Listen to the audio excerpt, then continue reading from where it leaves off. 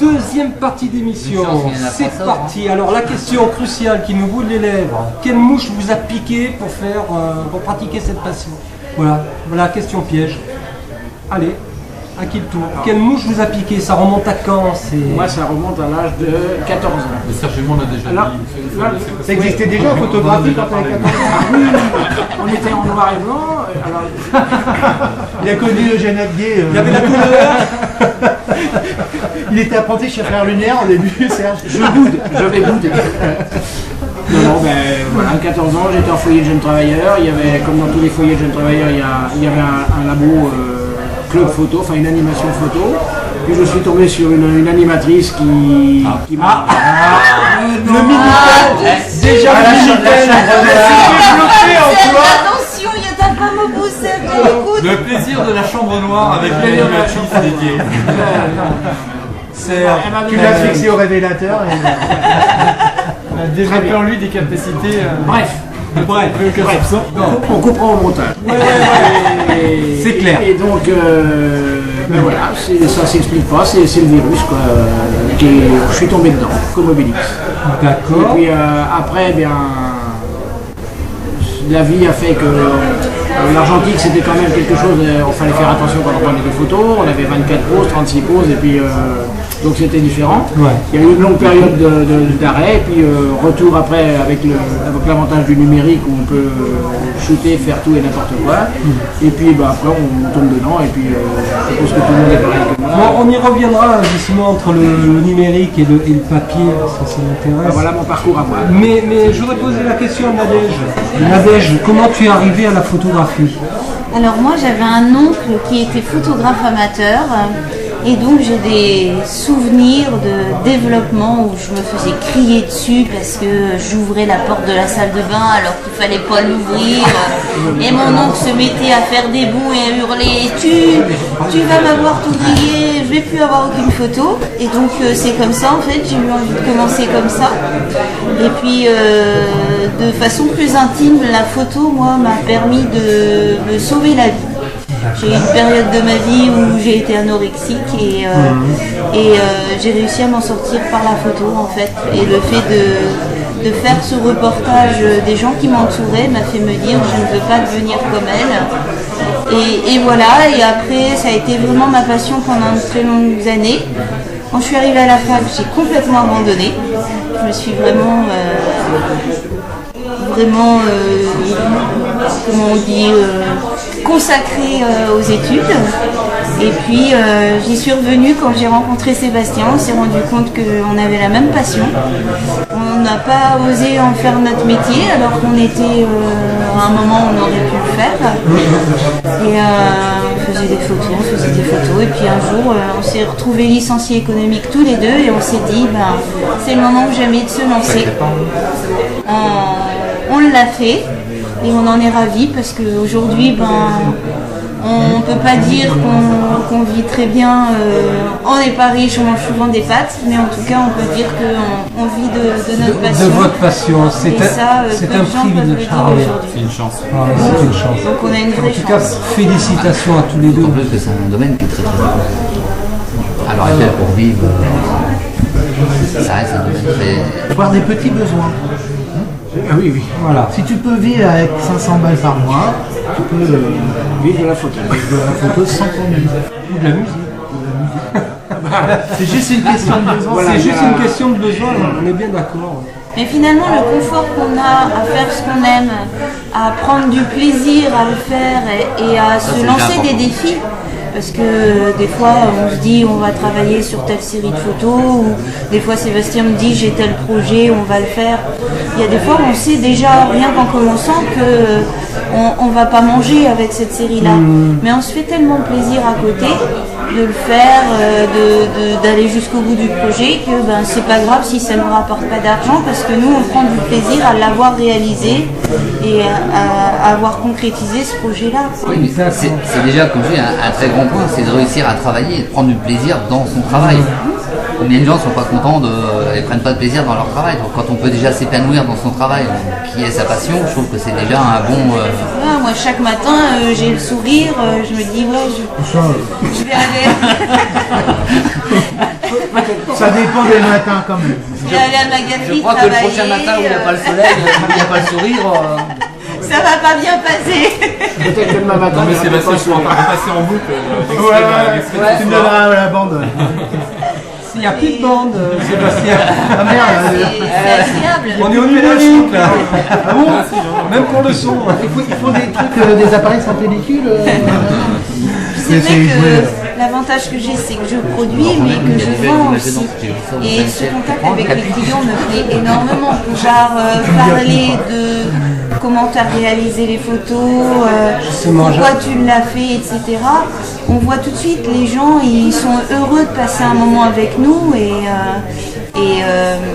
qu'on leur explique pourquoi on a fait cette série-là plutôt qu'un autre travail. Quoi. D'accord. Et ça, moi, ça me plaît beaucoup de vendre le travail de Sébastien et en même temps le mien. Bien sûr. Ça me plaît énormément. Parce que toi aussi tu fais de la photo. Oui. Ouais, d'accord. Vous êtes deux sur le terrain, si je puis dire. Tout à fait. D'accord. Je me retourne vers Michael. Michael, quelle mouche t'a piqué? De quelle façon? Première approche, alors c'était pas une animatrice, mais voilà, au collège, où là je faisais les ateliers, on était en argentique, voilà, que noir et blanc, parce que ça coûtait trop cher la couleur.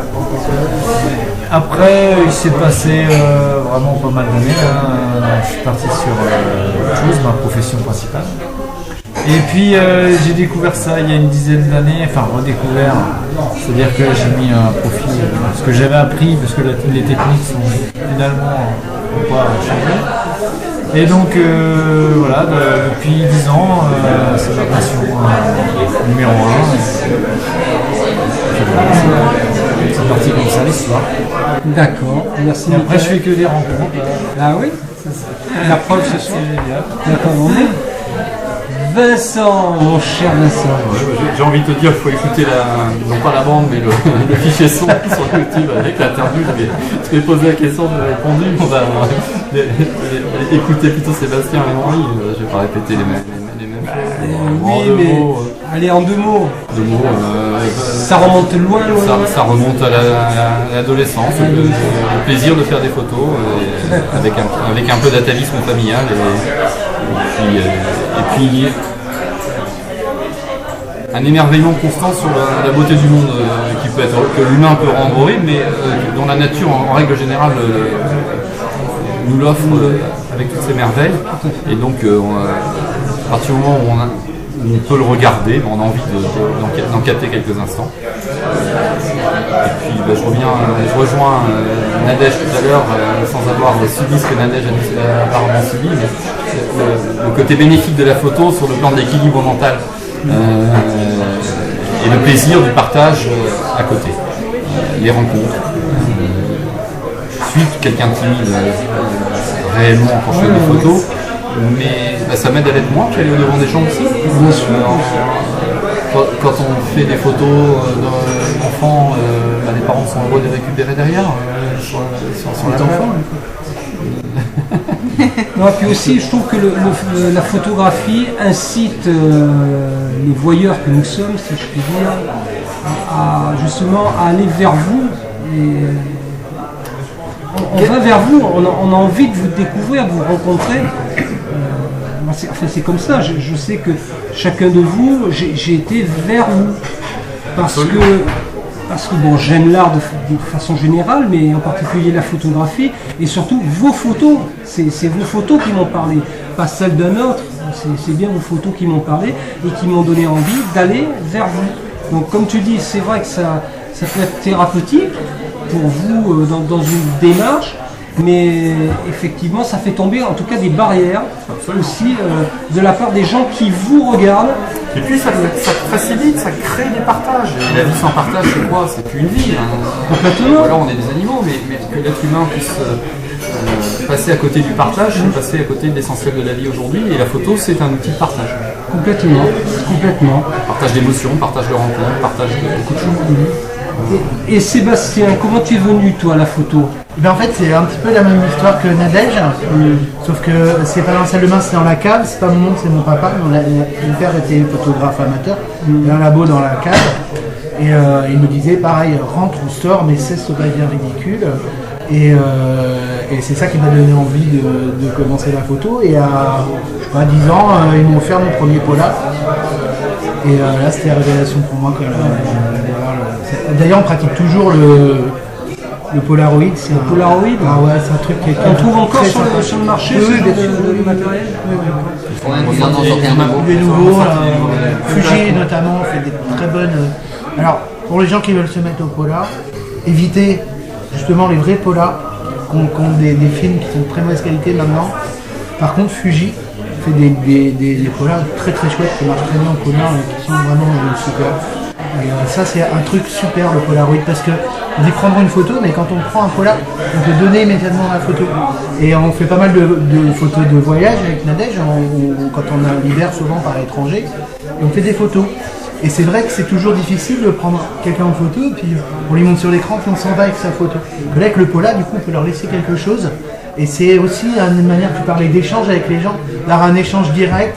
Quand on va dans un village, on a eu une expérience comme ça en Thaïlande, un tout petit village de nomades pêcheurs qui s'appelle les Moken, et ils n'avaient jamais vu ça. Et alors, ils avaient vu des appareils photo numériques, ils n'avaient jamais vu une photo sortir de l'appareil. Et quand ils se voient sur la photo, immédiatement, c'est un moment, c'est un moment magique.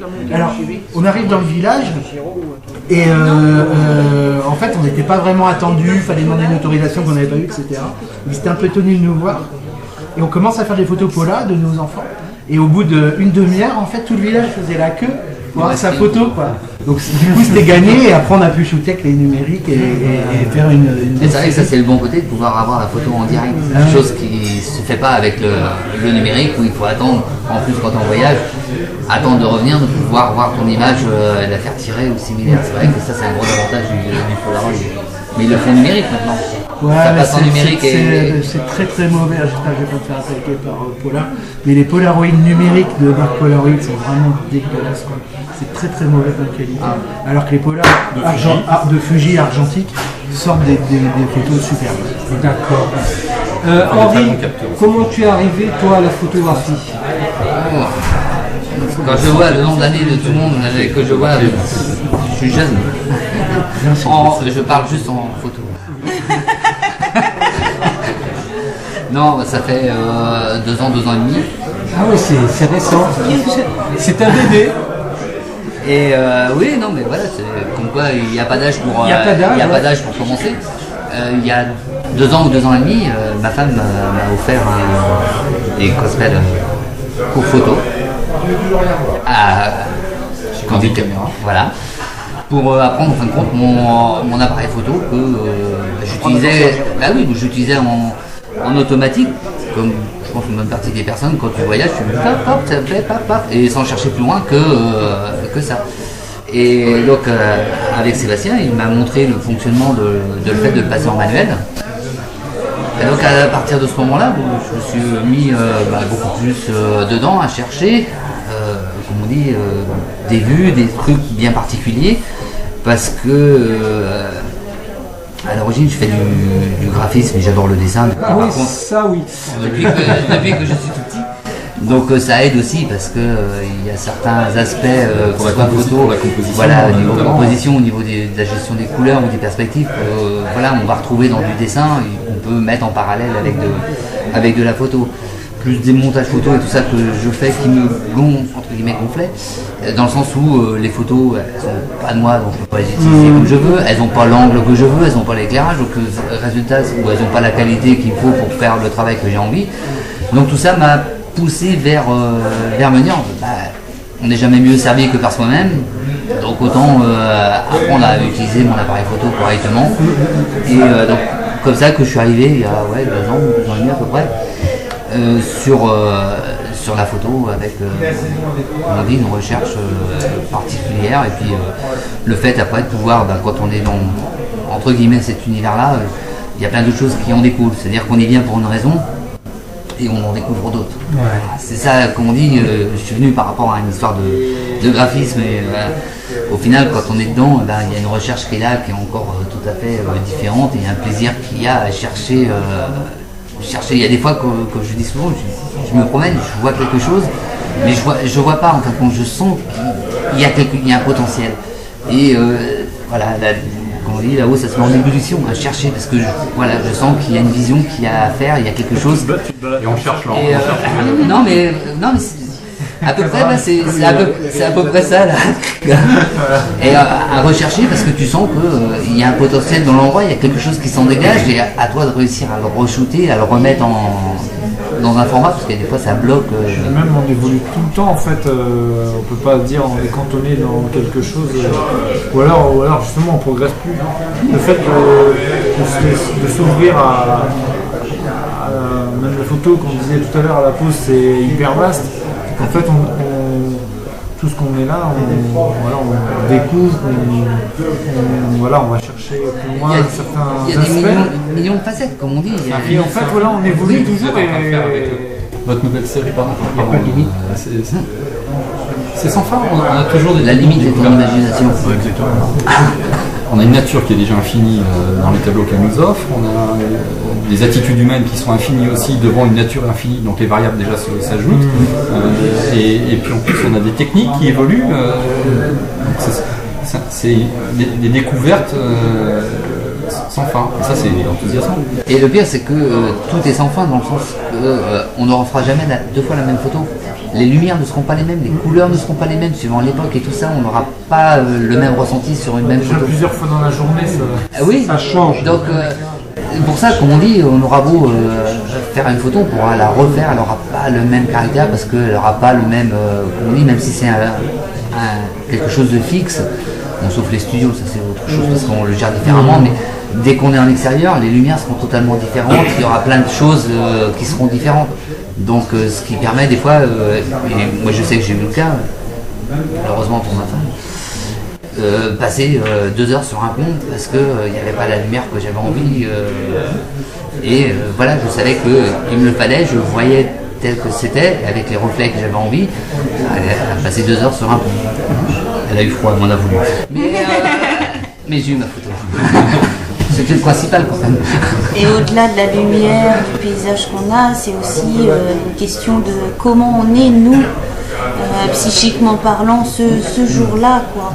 Parce que, en fait, pour moi, une photo, c'est vraiment une autobiographie, quoi. Un autoportrait, C'est vraiment, oui. Ouais, mais je croyais que tu te réveillais tous les matins avec une souris. Je vais vous faire une Tu vas avoir un gros sourire, mais pas forcément avoir le moral, parce qu'il s'est passé Il y a un grand quelque nombre d'heures. chose. Je vais vous faire une confidence. J'avais un peu peur avec ce premier concept d'émission que BFR tente de lancer. J'avais un peu peur ce soir qu'on parle que technique. Et en fait, j'ai affaire qu'à des poètes, à des artistes.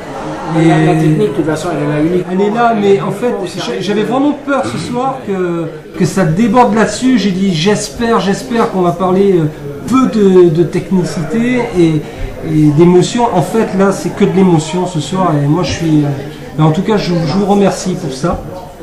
Je voudrais rebondir sur le trio qui nous attend, parce qu'ils sont quand même venus nous faire plaisir. Donc, ils vont nous interpréter encore 2 chansons. Et on finira la soirée sur une 3e passage ici, autour de cette table. Et j'ai une question piège à vous poser, mais je vous la réserve pour tout à l'heure. Je serai pas là la 3e partie, moi je dois partir, j'ai un rendez-vous. On a une réunion avec le comité de jumelage de Starnberg. De la mairie. On a tous rendez-vous à la mairie. Voilà. C'est jumelle avec celle de Starnberg. C'est que toi qui reste à On va retrouver nos amis musiciens. Allez. On était content de partager ce moment-là avec toi. Bah, c'est super. Non, vraiment, super. Merci. Il faut que j'y aille, j'ai On revient. C'est la blague.